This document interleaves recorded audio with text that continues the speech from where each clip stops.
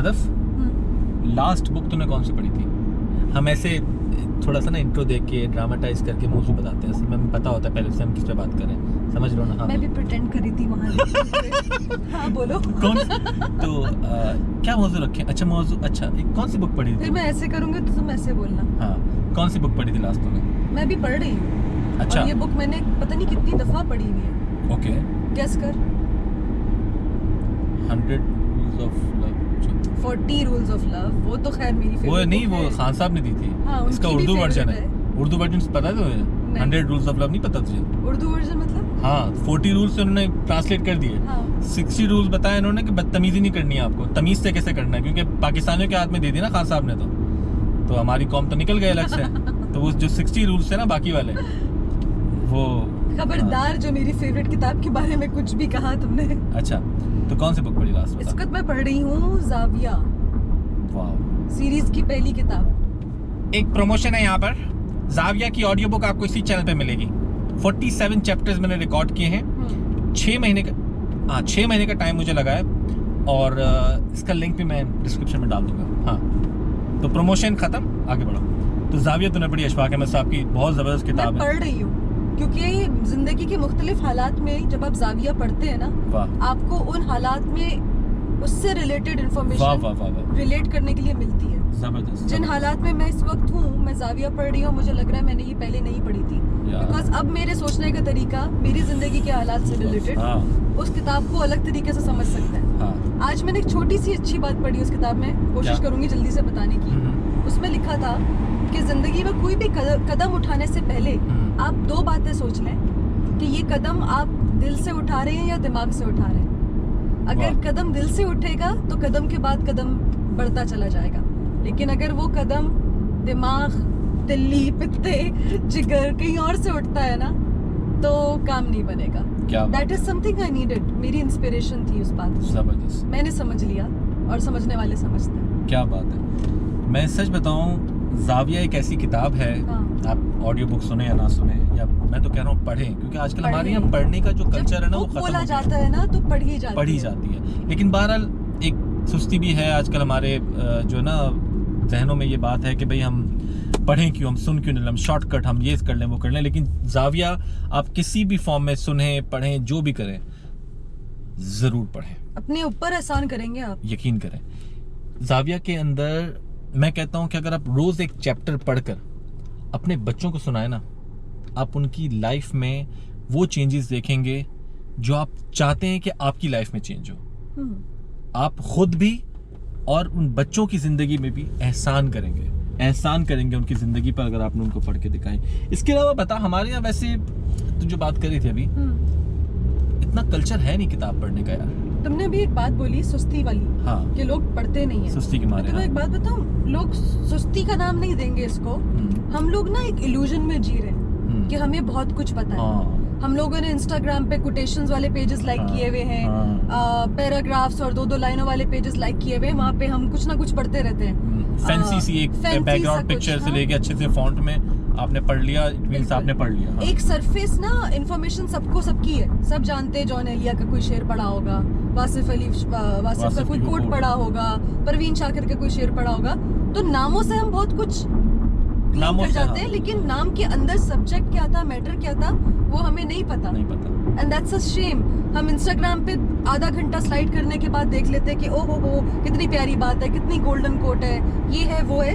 In the end of the day आपने कुछ नहीं सुना, कुछ नहीं समझा, कुछ रिटेन नहीं हुआ, लेकिन एक सेंस ऑफ फेक अचीवमेंट थी कि आई डिड समथिंग, मैंने कुछ सीख लिया। वो रहता ही नहीं है। और इन्फॉर्मेशन इतनी है ना हमारी नजरों से गुजरने वाली, वो फेसबुक पे, यूट्यूब पे, हर जगह कुछ ना कुछ बात कर रहे हैं लोग, हम भी कर रहे हैं, बिल्कुल, लेकिन उसको रिटेन करना इंसान के बस में नहीं है। तो एक जाली इंप्रेशन है इंसान के दिमाग पे कि मुझे तो सब कुछ पता है, आई एम तो अपडेटेड। अब जैसे 40 रूल्स की बात की, कितने लोग हैं जिन्होंने 40 रूल्स का नाम ही तब सुना होगा जब इमरान खान का वो ट्वीट आया था कि इट्स अ गुड बुक, उसको पढ़ें।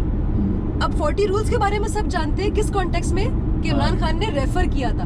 40 रूल्स लिखी किसने थी वो सब नहीं जानते।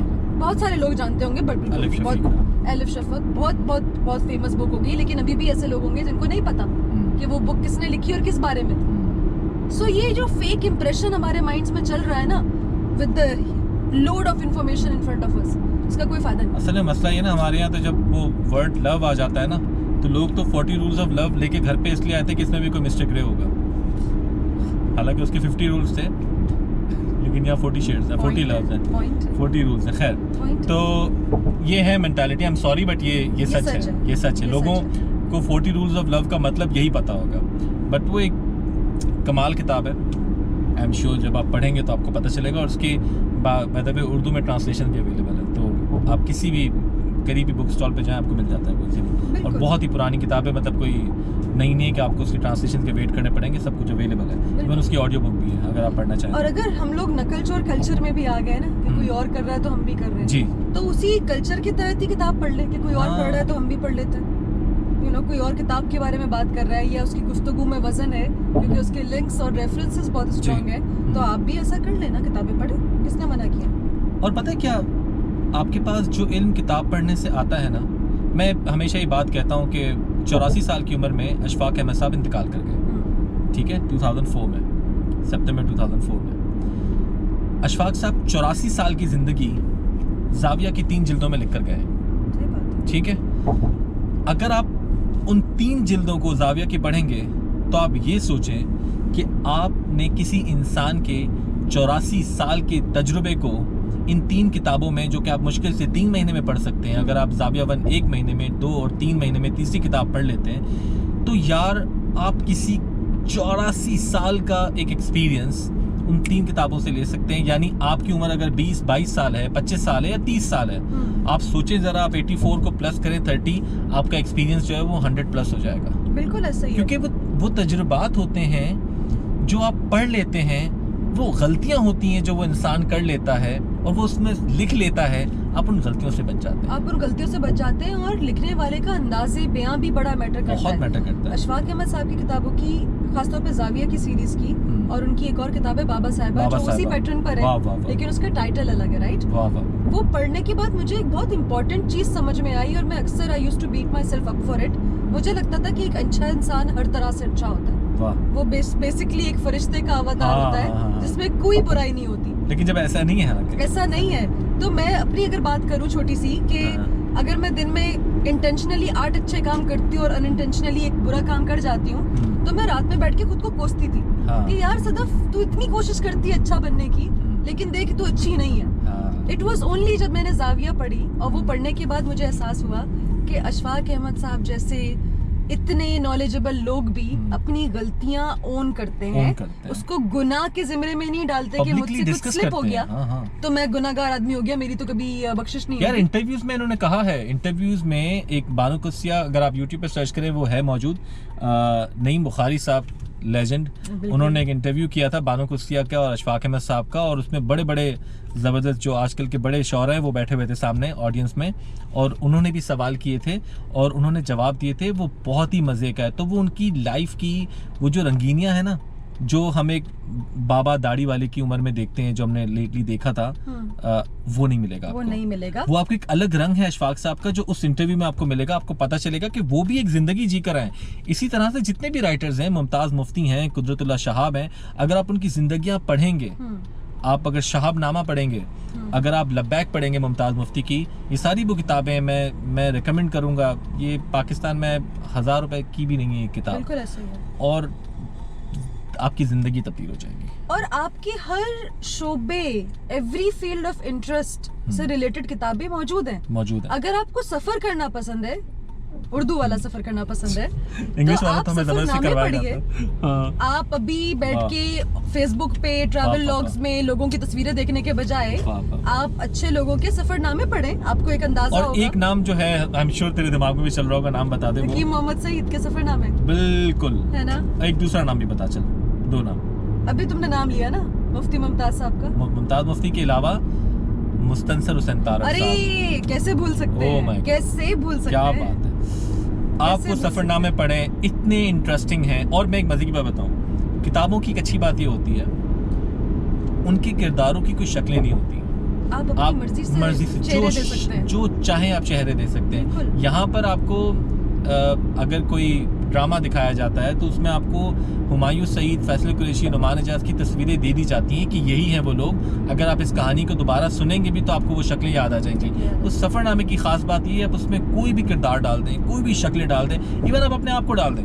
मैं जब 13 साल की थी ना, या शायद उससे भी पहले, क्योंकि मेरे उर्दू का मुताला बहुत अच्छा रहा है, क्योंकि घर में रिसोर्सेज थी किताबों की। जिन मुल्कों को मैंने ज़िंदगी में बाद में जाके ट्रैवल करके डिस्कवर किया है ना, वो सारे ममालिक में बहुत पहले घूम चुकी थी हकीम मोहम्मद सईद के सफ़रनामों की वजह से। क्या बात है। और अशफाक साहब की किताब ज़ाविया में या उनकी ज़िंदगी में रोम का बहुत जिक्र है। रोम का, तो अगर आप इटली के शहर रोम को वो महसूस करना चाहते हैं, देख तो आप सकते हैं, अवेलेबल हैं, हज़ारों वीडियोस अवेलेबल हैं, आप लाइव देख सकते हैं। लेकिन वो जो रोम का जिक्र अशफाक साहब ने किया और जिस तरह से उन्होंने बयान किया है, वाह वाह वाह, बहुत। और आप वो टाइम लैप्स भी देख सकते हैं कि जिस ज़माने की वो बात कर रहे हैं उसके कंपैरिजन में अब रोम कैसा हो गया। बहुत कुछ है करने को, एम्प्टी कन्वर्सेशंस लोगों के साथ बैठ के, और लोगों को डिस्कस करने से बेहतर है कि आप अपने साथ बैठ जाएं। मेरे ख्याल में ये बड़ा मुश्किल काम है, अपने साथ बैठना ना, और अपने हाथ से किताब खोल के पढ़ना और देखना कि ये मुझसे क्या कह रहा है और क्या मैं ये समझने को तैयार हूँ कि नहीं। ये बड़ा मुश्किल प्रोसेस है, लेकिन कहीं से तो शुरू करना पड़ेगा। बिल्कुल है। और मैं एक लास्ट में एक टिप दूंगा। मैंने ये शुरू किया था जब मैंने किताब पढ़ना, मेरा एक दोस्त है उमैर अहमद, उसने मुझे इसकी आदत डलवाई थी कि मैं रेगुलर किताबें पढ़ता था। आप यकीन करें, दिन में सिर्फ 2 से 3 सफ़े आप पढ़ लें, 2 से 3 सफ़े, ज़्यादा नहीं। आप एक चैप्टर वाइज पढ़ लें, आप एक चैप्टर पढ़ लें दिन में, मुश्किल से 20 मिनट्स लगते हैं। अगर आप ये निकाल लेते हैं, आप देखिएगा आपकी ज़िंदगी में क्या चेंजेस आते हैं और आपकी एक हैबिट बनेगी। आप एक किताब के बगैर नहीं रह सकेंगे। अगर आप फ्लाइट्स में जाते हैं, आप बसों में सफ़र करते हैं, 1 घंटा अगर आपको मिलता है तो आप बजाय इसके कि आप वो डाटा अपना ज़ाया करें इंटरनेट पे और आप ऐसी कोई चीज़ देखें जो शायद आपको इतना फ़ायदा ना पहुंचाए। हम फेसबुक पर पढ़ रहे होते हैं लोगों के घरों के मसले, लोग पोस्ट भी कर रहे होते हैं, हमारे पास इतनी सारी इन्फॉर्मेशन आ जाती है उन चीज़ों के बारे में जिनसे हमारा कोई सरोकार नहीं है। हाँ, रेलेवेंट टॉपिक्स आप हमेशा ढूंढ सकते हैं, लेकिन बहुत सारी इन्फॉर्मेशन ऐसी है जिससे हमारा कोई मतलब नहीं होता। सही है, हाँ। तो वो टाइम में आप अपने फ़ोन से पढ़ लें। आइडियली तो किताब का मतलब है कि किताब खोली जाए, आराम से बैठ के पढ़ी जाए, इज्जत के साथ। लेकिन चले, इतना भी आपके पास प्रिविलेज नहीं है वक्त की वजह से, आप चलते फिरते अपने आईफोन पे पढ़ें। हाँ। किंडल आ गया है, हाँ। ठीक है। मुझे लगता है थोड़ी सी मुनाफिकत है ये रीडिंग रिचुअल के साथ, लेकिन वो करें जो कर सकते हैं। हाँ। और पढ़ें जरूर। बिल्कुल सही है। Thank you so much. अल्लाह हाफ़िज़।